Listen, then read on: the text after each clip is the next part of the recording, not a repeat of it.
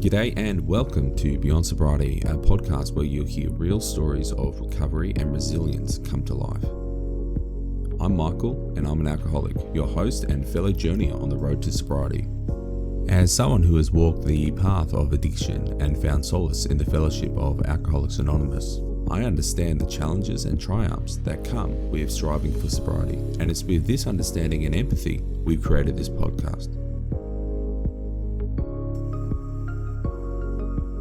Our purpose here at Beyond Sobriety is simple yet profound, to provide a platform where individuals can share their experience of alcoholism openly and authentically. Through candid conversation, personal narrative, and expert insights, we aim to inspire hope, foster understanding, and offer a beacon of light for those still navigating the shadows of addiction. We'd love for you to be a part of this growing community. If you find value in the stories shared here, please consider liking, leaving a comment, and sharing these episodes with somebody else who might benefit from them. Your support helps those in need. I'm Michael, and I'm an alcoholic. We're glad you're with us. So we're here with Linda. Linda, why don't you introduce yourself? Thank you. My name is Linda and I'm an alcoholic and I've been sober 17 years. 17 years. What are some of the things that you think you've really learned along the way? What's one of the high points? Oh, I think it's relationships. Relationships with not only family. I learnt to make friends in AA, just relationships all around, and really respecting children, respecting the people around me.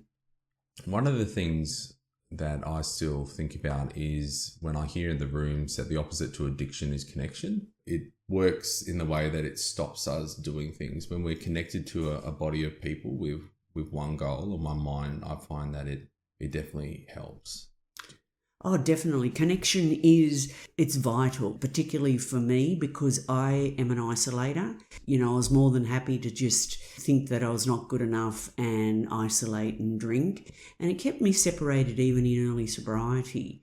But the connections, and that's what I feel now, it's quite interesting because in AA, we come from all different walks of life. We really genuinely connect. And for me, there's no expectations, and it's really just there to help one another and be there for one another, really. No, outstanding. How would you describe the attitude towards alcohol in your family when you were young, growing up? Oh, alcohol was a huge thing. My father was a huge drinker and so was my mum. My dad obviously was a bigger drinker. It was always alcohol in our family. When we went to any family function, there was always alcohol. And it wasn't really a big, even though my parents would have got drunk, they did get drunk, it didn't seem to be a problem with them. I started drinking as soon as I could, probably, around the 15-year-old mark. Was it a problem from the word go? Oh, 100%. Because I'm older, we didn't have booze buses or anything at that time. So, it was, and 17, I couldn't drive anyway, but it wasn't a big deal to drink and drive, even though it was probably wrong. Well, we probably deep down knew it was wrong, but we didn't bother. And when someone would buy the alcohol and we would just go to the park and just get smashed. And I was always a blackout drinker. I drank to blackout. So even from those early age, 15, 16 years old, it wasn't any moderation or just I'm going to have a bit and stop. There was always once I start, I'm going to the end. Oh, I knew that I was a once I start person, I'm going to go to the end. And if it wasn't with alcohol, I would do other things like exercise and diet and whatnot. It was all or nothing, even from a young age. So how often, when you realised it was a problem, how often would you drink? Were you a daily drinker or? No, it was just weekend, with your friends, it was the done thing. Everyone did it. In my circumstances, there was probably only 3 or 4 of us girls and the rest were blokes. It was when a lot of drugs were starting. I was never really attracted to the drugs because I loved the alcohol. And so while the boys were happy doing their drugs, I was happy drinking. The quicker the better. It was never a social drink just because everybody else was drinking. I just loved it. And it was really not to fit in. It was so I could just isolate even within a crowd. I'd always had a problem that I was never good enough as a friend, as a person, always low self-worth. And the alcohol just helped with that. It's really interesting you say that because, I've spoken to a few people now, and some of them, it doesn't matter what it is. I think it's that dopamine hit. They'll chase that, whether that be gambling, drugs, or alcohol. Myself, I think I'm more along the lines of alcohol and drugs. Now, the only reason I'm not a drug addict is because I didn't know where to get it from. But I was chasing anything to numb, to take, just to disappear for a while. That's what I was chasing, that high, that feeling. However, gambling I've got no issue with. There's no problem. Are you cautious around prescription medication, or you've never had an issue with that? I'm very cautious about prescription medication now in particular. Look, I did abuse things like Panadol, laxatives. So, I have done those things, but just not the recreational drugs. Yeah, I used to have, when they had Panadine Extra, I believe it was, with the extra codeine, I used to go get packets of that, and I would take about 10. And then it was easier to get drunk because you already had the codeine in your system. And then they outlawed that, which I was devastated about. But those were the bad old days. See, if I was drinking, I was drinking. Yes. That was the moral of the story.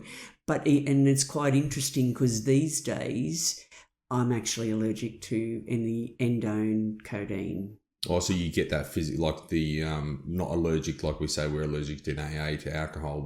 You're allergic to it, like you have hives, you break out, or you get sick. I get very sick. Yeah, a lot of people that happens to a number of people I know. But it didn't stop me drinking though. Oh no, never. It doesn't matter, does it? No. There's very little that would have stopped me drinking. I told a story on an earlier episode that I found some white wine vinegar. And it specifically said, do not drink on the bottle. And I thought, it's got alcohol, it's going in. Yeah. There's nothing that would stop us. So you said earlier that you started when you were 15. You're obviously in your 60s, but you've only been sober for 17 years. So you were quite functional for most of the time. When did you realise that alcohol was a problem? As I mentioned, I've got a huge history of weight disorders and food disorders. So I mainly gave up alcohol when I was dieting. So therefore I wouldn't drink. So I thought I was controlling it.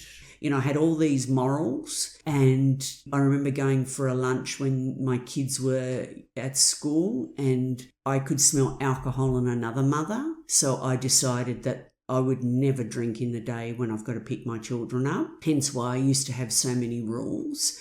And the rules were that I didn't drink till 5 o'clock. I didn't drink at children's birthdays. I didn't drink. So I had all these rules. So I thought I could control it. And when I would break my diet, it was generally always to drink. And then I could control it again. So it really didn't have, I might have drank, I always drank to blackout regardless. So even if I drank at, on Christmas. Christmas is a great one because Christmas parties, you go to work and you have the Christmas party, free alcohol. That was always gone then. But I didn't see that it was a problem. And it wasn't until my eldest child had got her license that someone would be the responsible adult. If there was an accident, she could take someone to hospital. So it's just when I got that bit of freedom and that I'd lost control.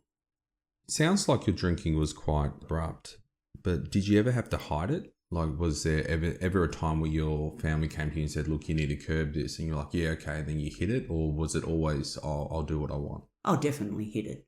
Yeah. Definitely hit it. I remember when my daughter was having her 21st, because she didn't get her license till later. And when she was 21, I bought all these bottles of, it was with the wine glut. And you're probably too young to remember that, but you used to get a bottle of wine for $1.99 or $2.50 or whatever.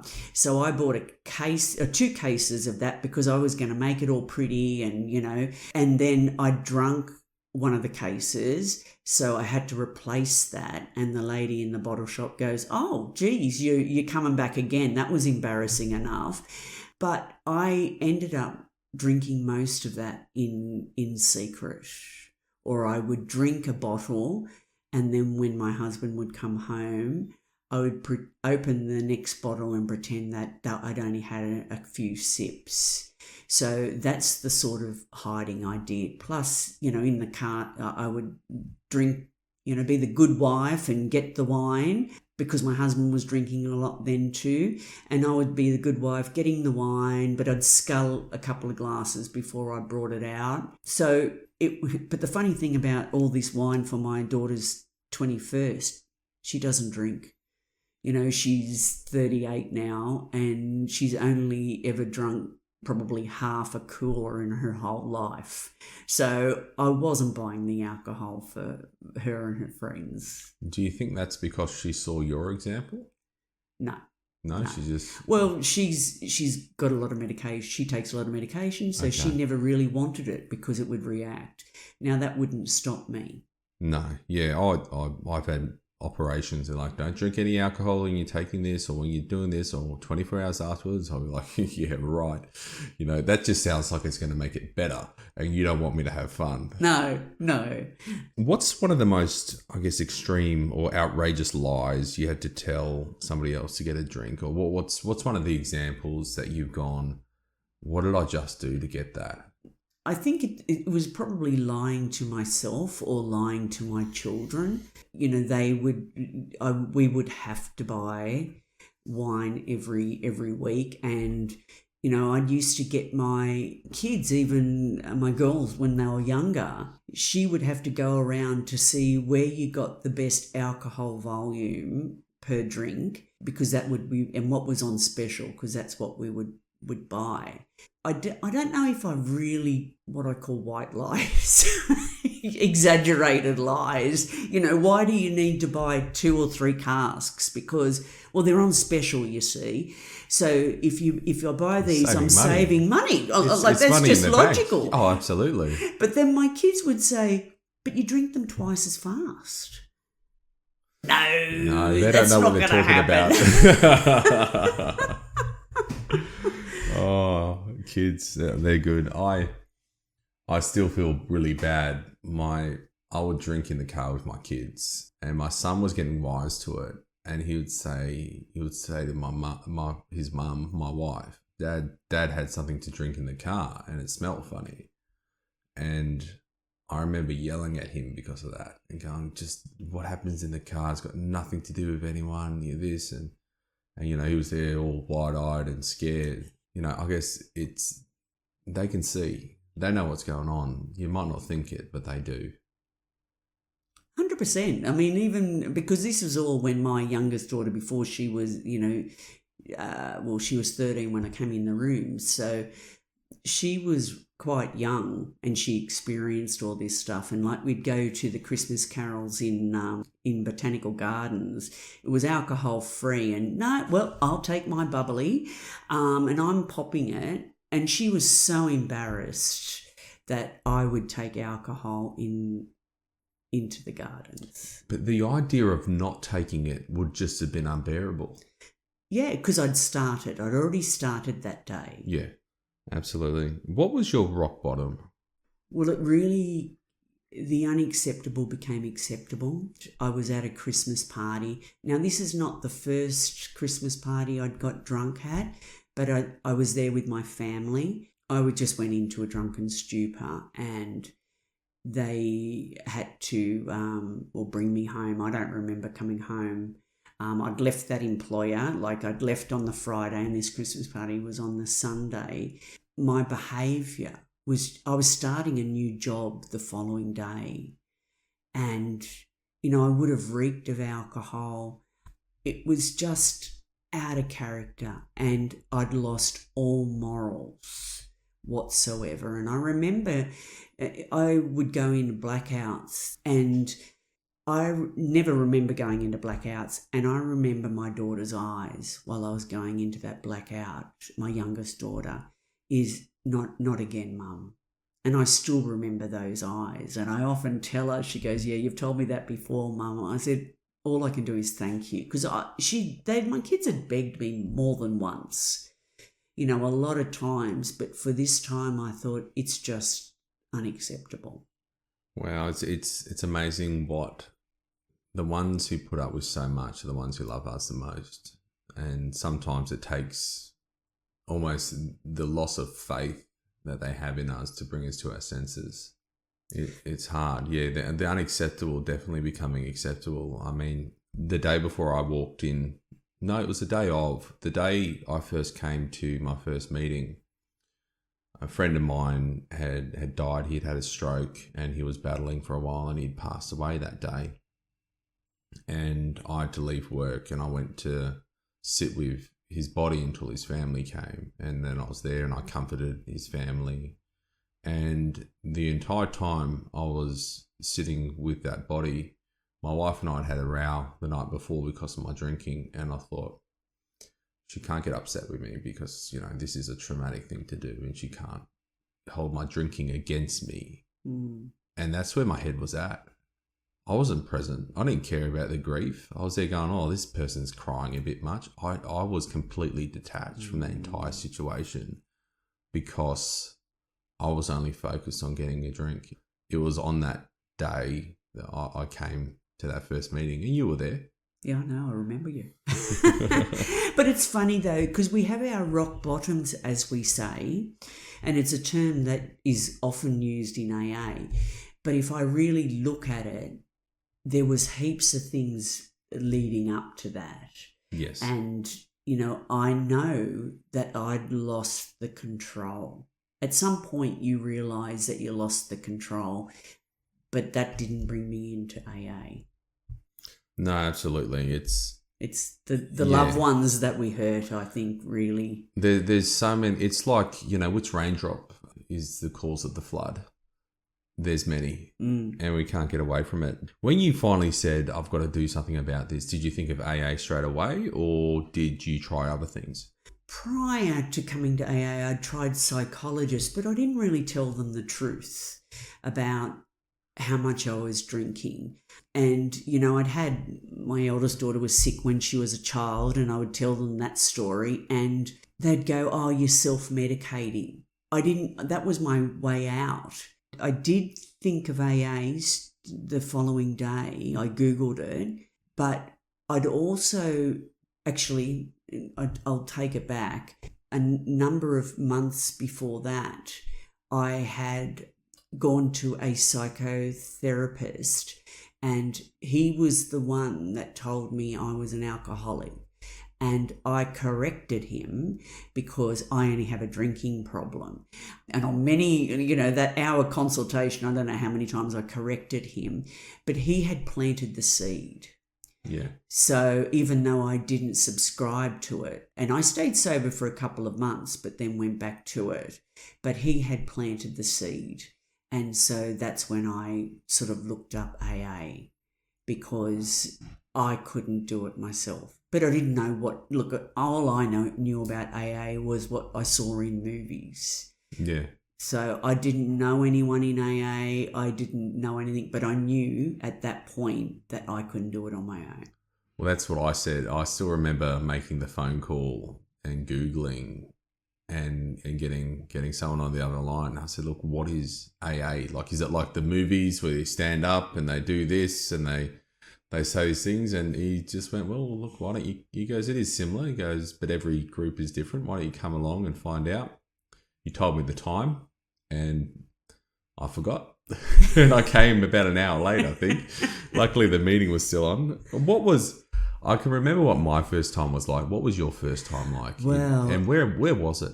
Well, it was down in Camden, and I was scared because I didn't know what to expect. My husband went with me. We came in a bit late, story of my life, I'm always late. And I listened to the meeting, and then I sort of hung around at the end, and some people were talking to me. And after the meeting, my husband said, "So what do you think?"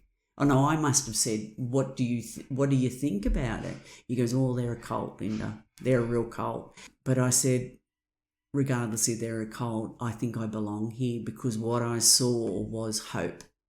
You know, my story was completely different to a lot of people's story that I heard on that particular night. You know, I identified with a fellow who had just come out of jail because he'd killed someone in a blackout.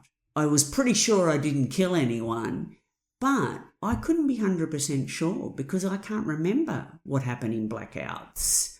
So, you know, anything could have happened. And that's who I identified with, even though, you know, my story is very, very mild compared to a lot of other people's stories. But I knew that I belonged. See, I've heard that a few times about AA being a cult. And the first time I heard it was from a work colleague where he was saying, "Oh, you know, AA is a massive cult." And after 3.5 years in, I'm going, if it is a cult, it's not a very good one. I mean, they haven't tried to take my money. They haven't asked me to sign over the deeds to my house. Like they're going, I've gone and done anything I wanted. I haven't felt any discrimination. There's been no social judgment. The only thing is, like, if it's a cult, the only goal is to keep you away from alcohol, which I sit there and go, is that a bad thing? Like, I can live quite happily without it now. But I don't understand why people would say it's a cult, unless some people use it very controllingly. If there's groups out there I don't know about where they're in your house checking to see if you got any alcohol, I don't know. I think it's just because for me, it was scary that I would have to change. When you, as you would know, when you've relied on alcohol for so long, and this is a group of people where it's a program of abstinence. So you do not drink. Yes. And it was scary. Like, how do you function without alcohol? So for me, that's where the fear might have come. Well, it came into me. Like, how do I came in at the end of November. How do I have Christmas? How do I handle this? You know, we were going on a cruise for New Year's, and how do I handle that? So it is scary stuff. I'll have to admit. Did you stop straight away? Yes. After your first meeting? Yes. See, there's an episode of Seinfeld where Elaine is hooking up with Putty, I think his name is. And Jerry Seinfeld says to her, "I bet you're going to hook up with him again." And she goes, No, we're done. And he goes, "No, your relationship is like a vending machine. You got to tilt it back and forward a few times before it finally tips over." That's how I describe my relationship with alcohol. Like, I was there going, when I first walked into AA, it was the first kind of tip to one side, to the other side, before actually the thing fell down. Yeah, no, I wasn't even close that first day. I was drunk that first 2 or 3 meetings. I was in the rooms. We don't care if you come drunk or sober.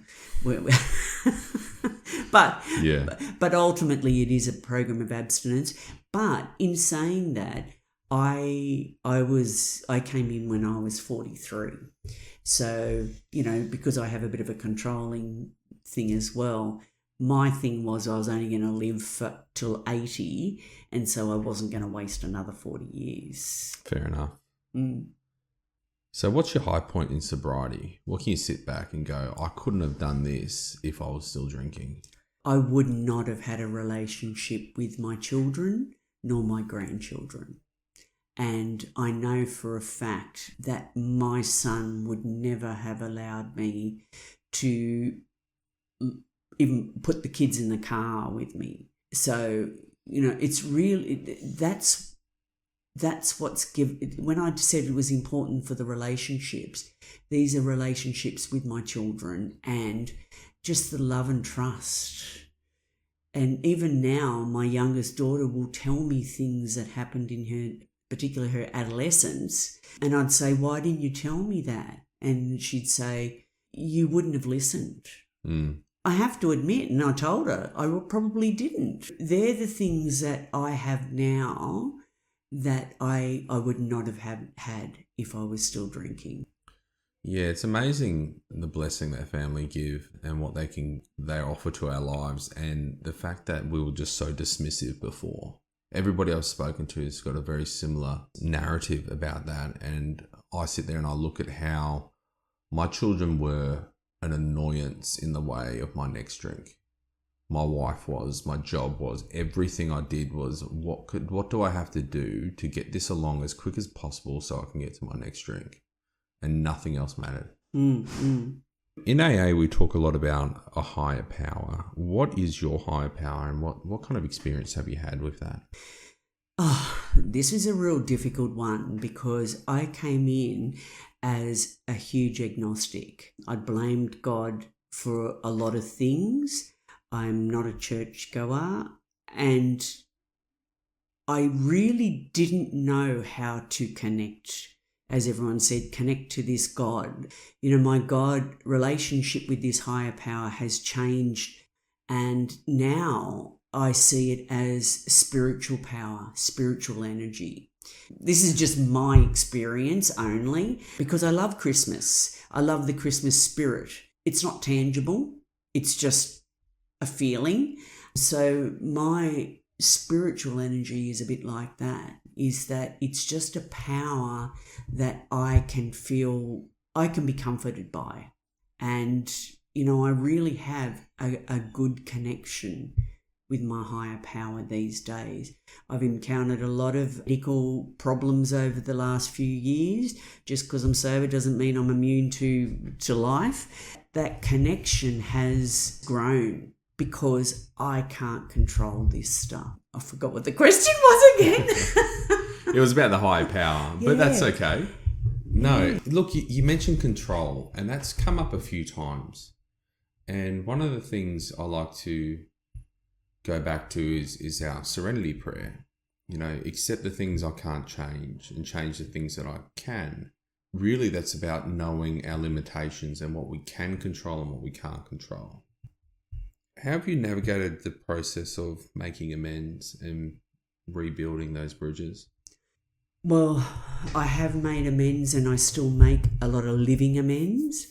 What I'm saying about living amends is that I'm just caring. I respect people, but my amends weren't dramatic, but they were all about, like with the family. I was estranged from my sister. I made amends to her, and look, it didn't go all happy, joyous, and free. It took us a long time. But now I have a wonderful relationship with that sister, and the amends just gives the freedom to them, but it also, as a byproduct, I get the freedom.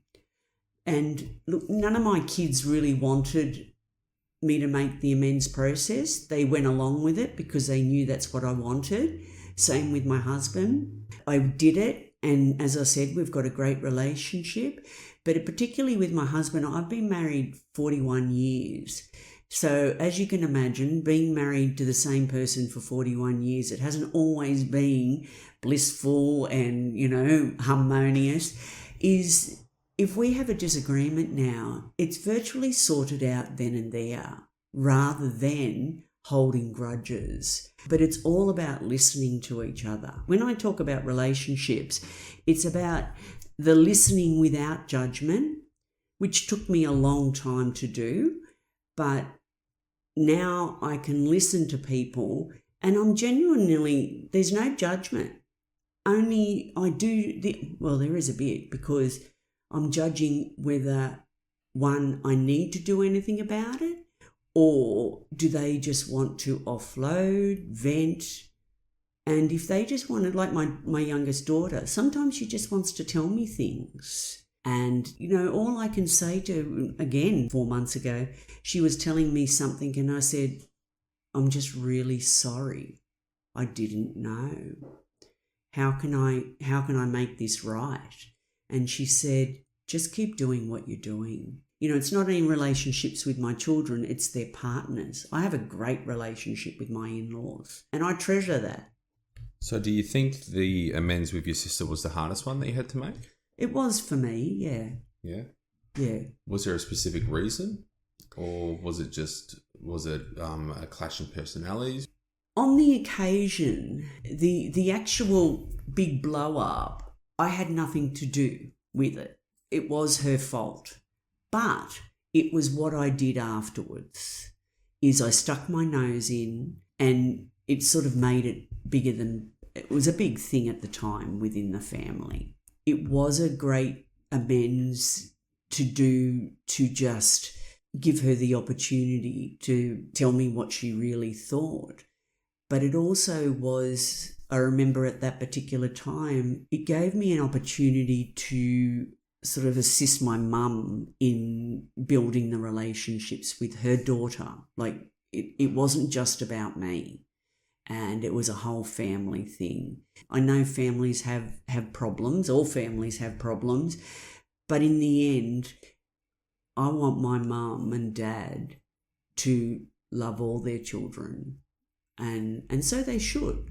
It was a difficult one because it was a pivotal point in our family. Yeah. No, I understand. Family dynamics can be really, really tricky. I can't remember a time in the last probably 25 years where my family's all been in the same room. I'm talking about my brothers and sisters, and everyone's talking to each other. I have one family photo of me and my brothers and sisters and my parents, and that was, I think, one of the only ones, apart from when we were children, we were having those professional ones done at Maya or wherever they did them. But I had one photo when I was 17 years old. I was leaving to join the Defence Force, and I was at the airport, and there's a beautiful photo that pops up every now and then, and I see it and I look and I think of what the family could have been, and I see my issues and shortcomings and where I've contributed to that, as well as where they are still struggling along with their own issues. And it's tragic what not dealing with problems and addictions and hurt can do within what could be a very beautiful family. And I've often said to my parents and others is that I mourn the family that could have been.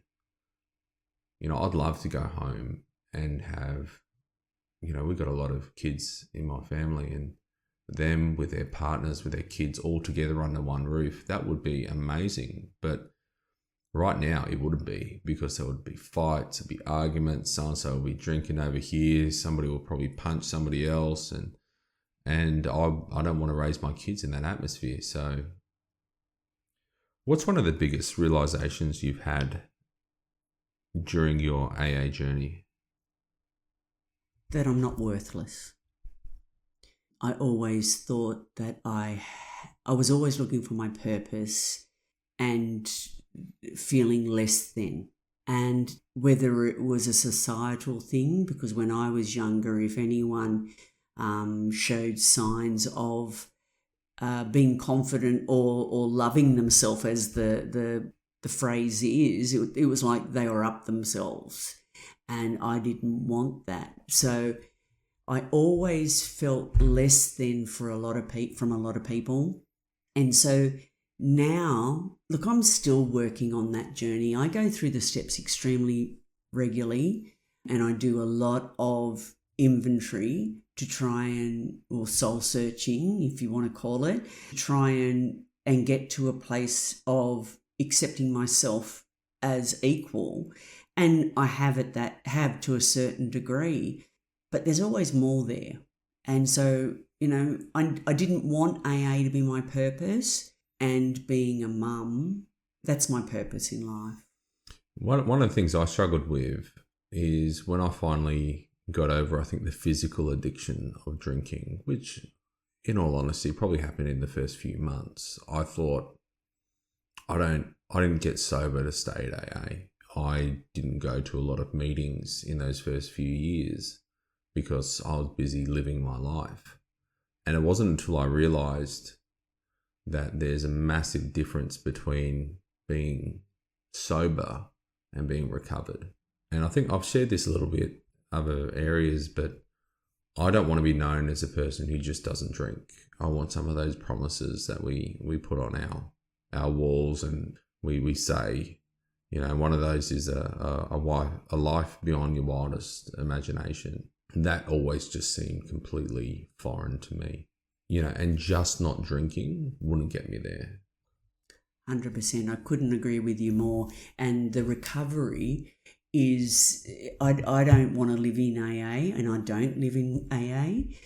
But when I say AA is my purpose, is that it has to be very prominent in my life, doing the principles, which is, you know, doing the steps, taking people through the steps. I probably talk to at least one or two people a day at some sort of level about recovery.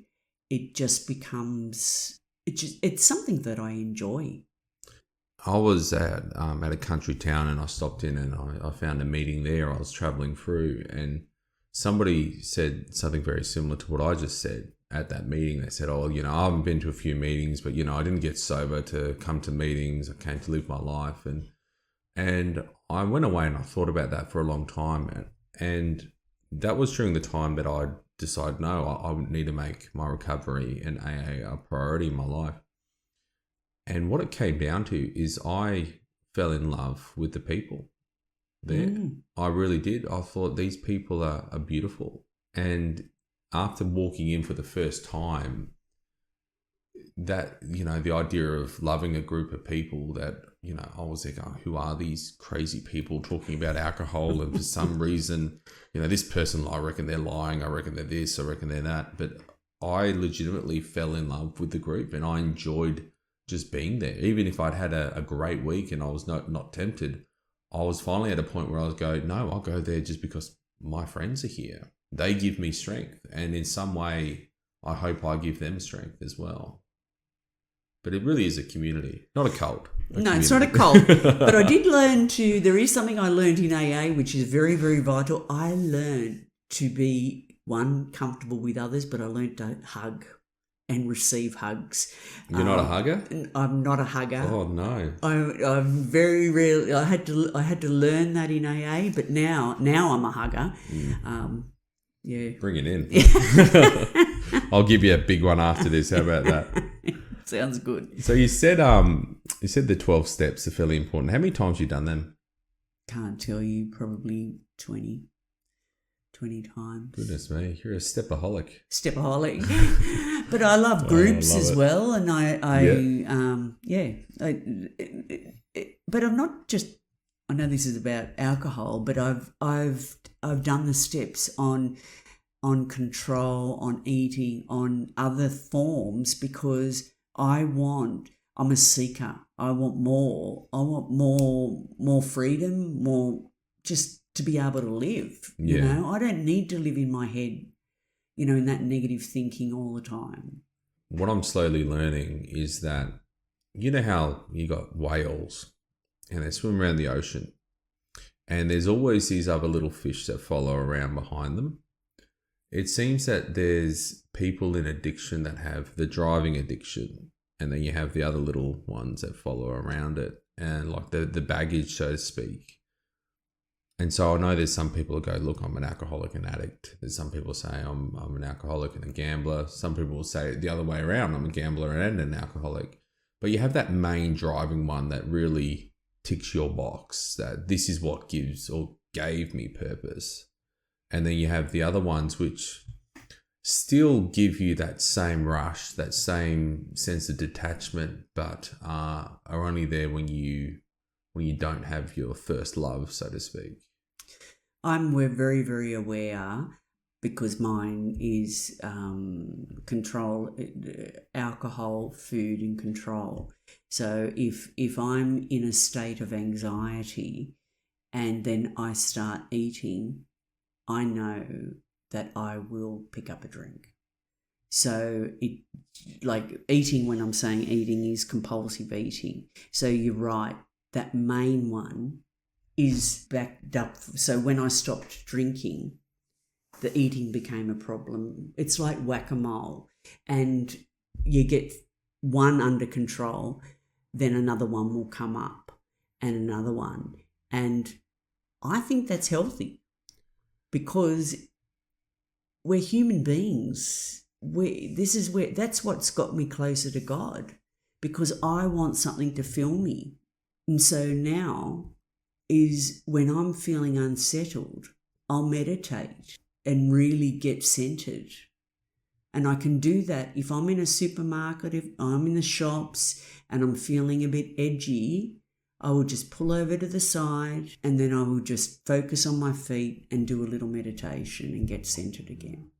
So you've mentioned control again.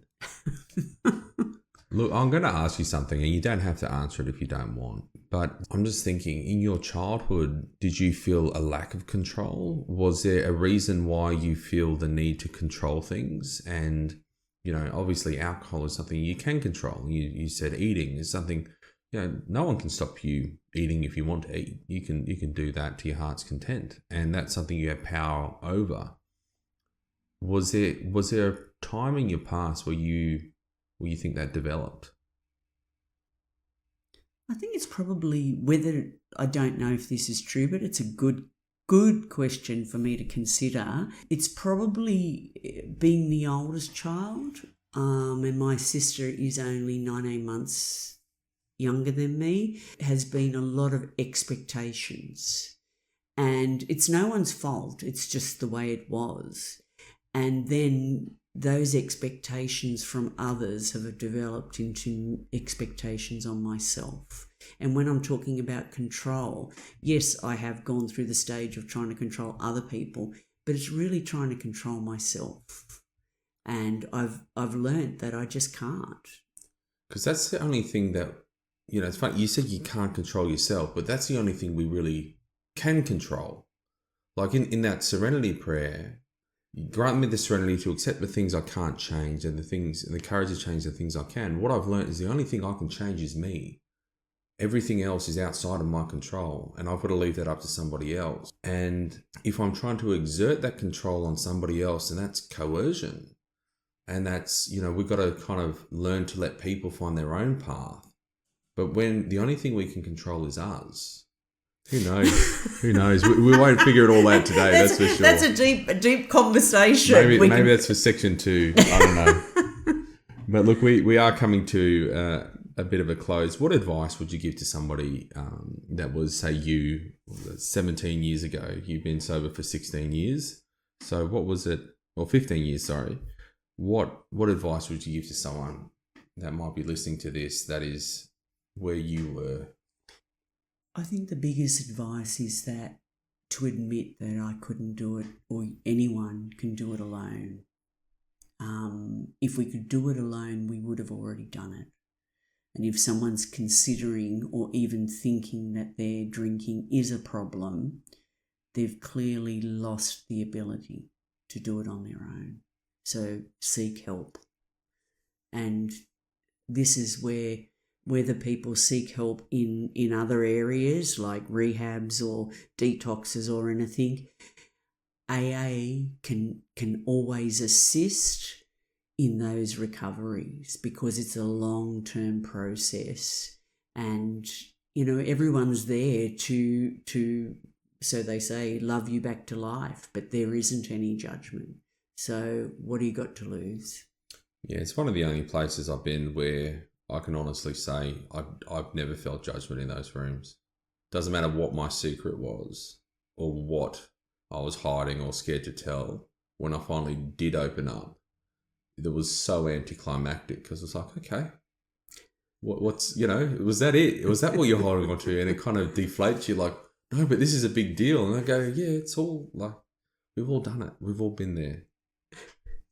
But look, thank you so much, Linda. Thank you. We'll finish off by saying the Serenity Prayer together. Why don't you start us off?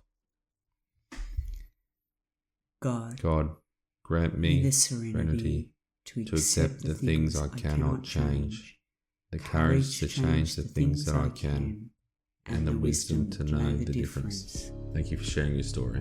Thank you. Thank you for joining with us today on Beyond Sobriety. Before we wrap up, I'd like to leave you with a gentle reminder. If you happen to recognise anybody who shared their story on this podcast, I urge you to respect their anonymity and privacy. Let's create a safe space where individuals can feel empowered to share their experience without fear of judgment or disclosure. If you found today's episode helpful or inspiring, I encourage you to share Beyond Sobriety with someone who might benefit from it. Also, don't forget to like, comment, and subscribe. Together we can spread awareness, support, and hope to those still struggling with alcohol addiction. Remember, your feedback is invaluable to us. If you have any thoughts, suggestions, or stories you'd like to share, please don't hesitate to reach out to me on beyondsobrietyaa@gmail.com. Thank you once again for tuning in, and until next time, stay strong, stay sober, and remember, you're not alone in this journey. I'm Michael, and I'm an alcoholic.